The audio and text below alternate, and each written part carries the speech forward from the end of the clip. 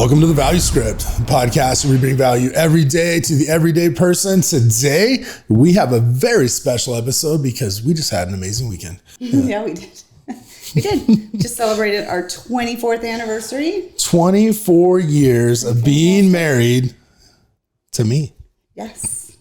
And to you. Yes. Yes. It was fantastic. We had a great weekend. Great weekend. We stayed local. We thought about traveling elsewhere, but decided it would be better, easier, simpler to just stay local. And it was great. We did want to go to Anna Maria Island, though. We did. If you've never been to Anna Maria Island in Florida. Yes. Mm-hmm. Oh, it's fantastic. It is like one of the most non-commercialized beaches I've ever been to. Where is Small this at? town. In Florida. It's outside of Sarasota. You actually drive like 5 miles into the ocean. Well, it's probably not 5. It's probably 1. But you drive across a bunch of bridges and stuff, and then you get to this island, and it's Now, They don't have allow- you been to Catalina? island? Like California? Yeah. No, but my daughter has. That island out there? Yeah. Is it? I was just wondering. I've been to that. So I was You've been to you wanna Catalina go? Island? Yeah. Oh, so you're trying to compare it? yeah. Got you. Because they don't allow cars. Everyone drives with golf carts. Really? Yeah. That's funny. So you can have cars, but they don't have any commercial like restaurants or businesses. And so everything is just mom and pop shops and That's pretty cool. just, hey, but we didn't do that this weekend. yeah. Anyway, back to This weekend. this weekend. Hey, so happy anniversary, love. Thanks, babe. Thanks. So what was it? Monday? Was the actual anniversary? Yeah. Yep. 13th. Yep. Whoa. We got married on Friday the 13th. Really? Wah, wah, wah. No Did- suspicion of that? That should have been your first sign to run. No, it's fine. A lot of people, because people are so suspicious about that, like if it rains on your wedding or like if it's not sunny on your wedding, but let alone Friday the 13th. Right. I think that's kind of cool. Yeah, it's not a thing for me. I No. don't worry about stuff like that. Yeah. You, however, I can see you have just because you're a warrior. I don't know. Did you think about that before we got married? No. Was it outdoors? No. No, we got married inside. But then, oh my gosh, when we took pictures outside, though, it was hotter than hot. Yeah, we got married in the Mesa Temple. The Church of Jesus Christ Latter-day Saints Temple. Yep. And it was like 90. It That shouldn't day. have been that hot. We were sweating. It was, We actually had our pictures the day before, we did. which was Most of a our really good pictures were idea. done the day before. But it was still, man, it was a hot wedding day. Anyway, So we stayed in downtown Phoenix and we totally shotgunned this whole weekend. totally. We don't recommend doing this, by the way. I don't know, it works out pretty well for us. So do we recommend doing that? Yes. You guys texted me and you said that you guys you had an amazing weekend. We did. did have It such was a great fantastic. weekend. Yeah. And I don't know. For us, that's just kind of how we are. We're good at not planning stuff and just pulling it together. And it was, I don't know, to me less stressful that way. We just kind of walked around downtown, and if we saw a fun restaurant we wanted to try, we'd try it. I don't know. It was just very chill. So I like that. We booked our hotels on Thursday Yes. to stay Friday. Stay Friday. Yeah. And Saturday. And Saturday. And most of Sunday, turns out. Not all of it. Well, but there were so many things going on downtown. We ended up staying in 2 different hotels. Our second hotel that I booked through a third party actually did not make the reservation, and we did not realize until we were checking in. And so then we had to scramble, and there was nothing downtown. Yeah, that was second disappointing.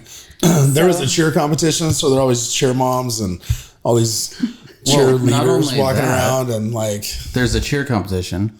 There's also the World Baseball Classic. I was going to say the World Baseball Classic, yeah. And then we ended up staying at the Canby, which... At the Biltmore. So, yeah, Near we the couldn't Biltmore. stay downtown because we couldn't stay downtown. But it turns out we walk in and there's like half the Mexican baseball player team. Yeah, that place is busy too. All their families and attachments. And hey, I just want to point out how amazing you look in that Thank you. outfit. Think so. With much debate Thank you. of whether or not you should wear it. Okay. Thank you. Now, is this one of the better anniversaries that you guys have had? I would say Yeah. yes. Yeah. I would say yes. 100%. I think last year was one of the first years I was like, this anniversary felt refreshing. Like it wasn't, I don't know, it sounds terrible. But No, that's true though. But that's no, true though. but like really though, like it's like this wasn't work. Like it wasn't work to think about, you know, how long we've been married or what we've been doing or what a relationship's like. It was, I think last year was the first time I was like, yeah, this is great. I can do this. I can do this the rest of my life. Yeah, that's awesome. Yeah, and we were just starting to come out of. Because that was a curiosity. Oh, sorry. No, you're fine. That was a curiosity of mine was, you know, you are married for how long? 24 years. 24 years. You're married for 24 years. I wonder if like, you know, you're getting to a certain number of years where it's just like, it gets redundant in a sense or. It does. It does. And I think that was, go ahead. Oh, no, it's okay. Go ahead. Yes, it does get redundant. Yeah. And you do have to work at making it passionate. Yeah. And according to what that needs to mean for you. And it's important to be in communication with your partner so that you can facilitate that relationship. Yeah. I think for us, though, what's made it different is like we had the last 5 years that were pretty rough, like rough. And so, You say pretty rough. And so They were fucking terrible. No, they were. Was pretty rough saying it lightly. Yes. Yeah. Yeah. No, literally like crawling through hell. Like it literally was. But hey, so that's look what where it you was. guys are now. But so for us, like last year was like, we were finally at peace with each other and things were getting better. And so it felt good. But then this year was just. So what do you think, babe? Like people listening, you know, we have friends that they're just stuck in the doldrums, you know, and they don't even want to say it. They don't even want to admit it. You know, like they're married, they have their families, they have their kids, they go through their lives but they're miserable, you know, and they don't even want to change it for some reason. And they're not, you know, and I don't know, why? Is it the fear of, gosh, I guess it's the fear of facing yourself and having to change things that you don't want to think about. I would say that's pretty. That's accurate. what it was for me. But it is, I think one of the best things you can do is really try to listen to your spouse with an open mind and an open heart, because sometimes they're going to say things that hurt and that are hard to hear. I was just going to say, what if she says something that makes me mad? Yes. Yes. Or that makes me feel invalidated. Yeah. Right. But you need to listen to that with a certain mindset, with a mindset of, okay, how can we make our relationship as a couple better and stronger? Not, oh my gosh, she's trying to attack me, or she, you know, because when you get that sense that you're being attacked, all you want to do is put up your defenses. Yes. Let's fight. Yes. Here's my wall, and here's why you're wrong. And now it's a game. Now it's a competition. You know, it's a game. It's like, I'm going to throw my defense at you. I remember this analogy when I was reading actually the Book of Mormon. There's this phrase in Alma, I think it's chapter 5, where it talks about looking through life with the eye of faith. And my understanding of the eye of faith is you're looking at life with the end in mind as soon as you start going through it.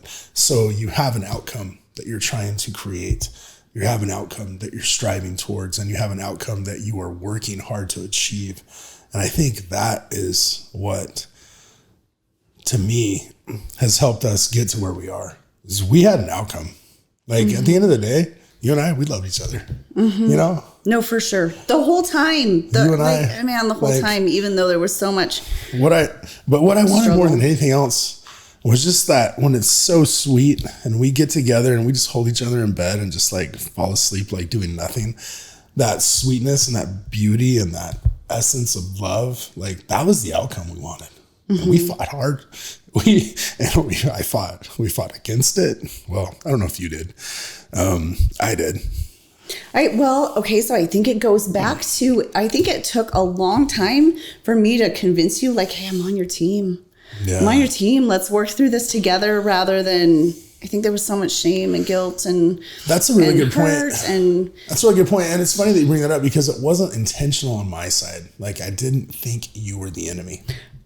I 100% agree. I think it was all, I honestly think it was more subconscious. Like you didn't feel like you were capable of being loved like that. Worthy. Well, capable. I was worthy. I didn't worthy. feel So worthy is worthy better. of being loved. But you also didn't think that, I don't know, that it was possible for us to get through that. I think you had the mindset of, well, it's broken already, so whatever. So it was more like you were your own worst enemy. Yeah. Yes. Not so much against each other. Which is ironic because there's this song called My Own Worst Enemy, which is one of our favorites.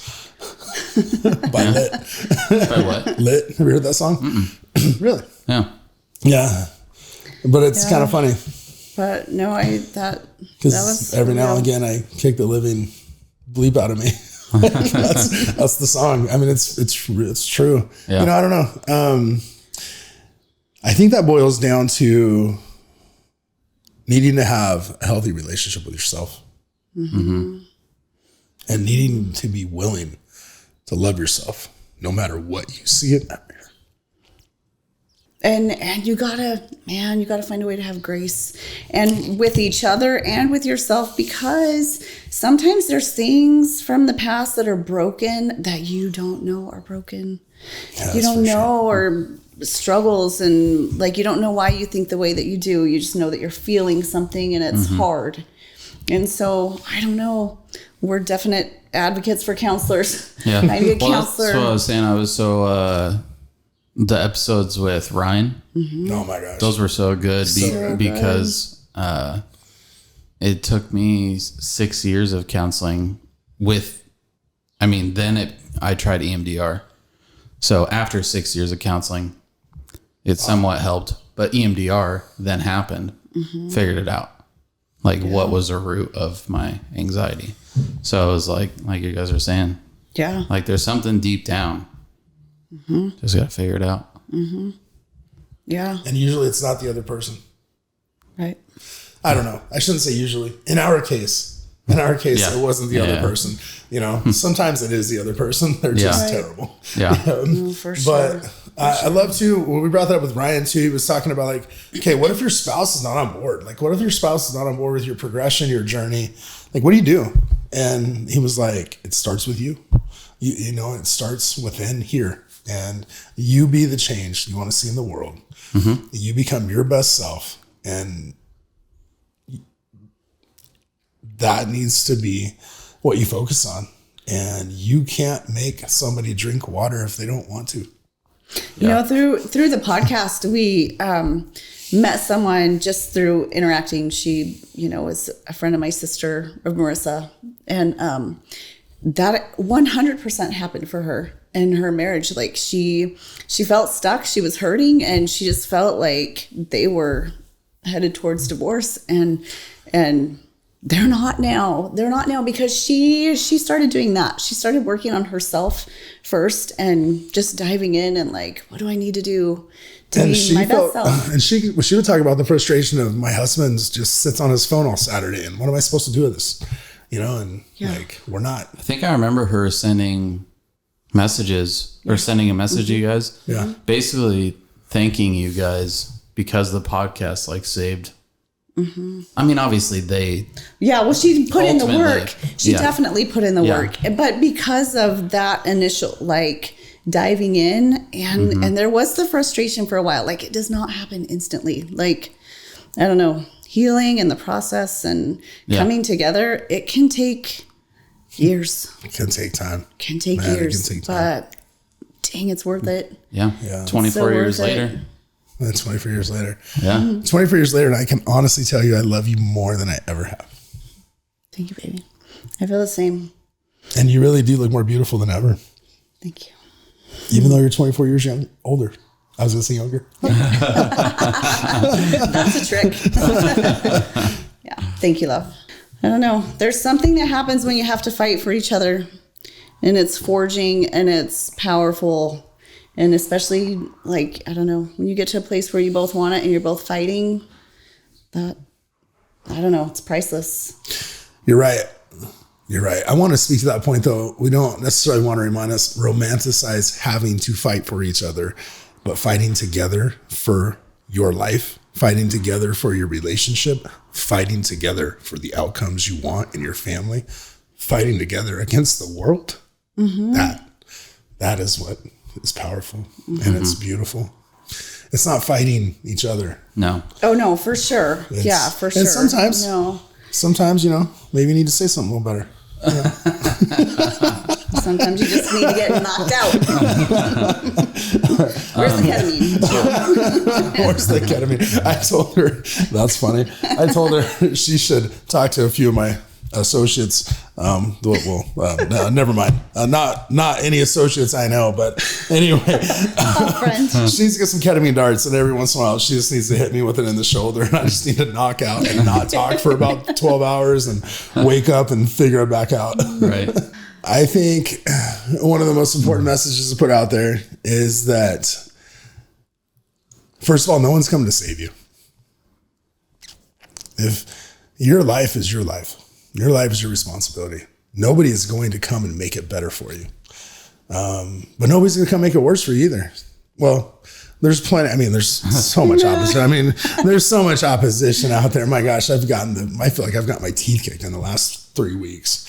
But it's still up to me to decide how to respond to that. And the same thing in your marriage, man. Like, if you want to have a good marriage, do it. Like, just do the work. But it's not going to happen by accident. It's not just, there's no magic wedding fairy that like drops a great marriage in your lap. You have to do it together. You have to communicate your goals. You have to have outcomes that you desire to achieve together. And then you got to go to work. And if you're not happy with where you are, there really is nobody else to look at. And you've been so phenomenal at picking us up and loving purely. Like, there were times that it was hard to love and it hurt to love. And there were times where I was unlovable. But you still looked at me and picked me up, gathered me in your arms, and you loved me through it. Thanks, baby. Thank you. Yeah. So happy anniversary. Hey, thanks. Thanks. It feels so good to be on this side of it. It really does. It really, really does, to finally have peace and just to be able to just love each other and just, I don't know, have things be good. Absolutely. Yeah. Awesome. Well, I love it. Hopefully you enjoyed our anniversary story. A recap. Of our, we're not even done recapping. We didn't even really. We're going to recap the weekend in the next episode, which you should tune into on the next episode of the Value Script. So thank you for tuning in. Don't forget to click, like, share, and subscribe. And we'll be right back. We're going to tell you the rest of how we had an amazing weekend on the Value Script.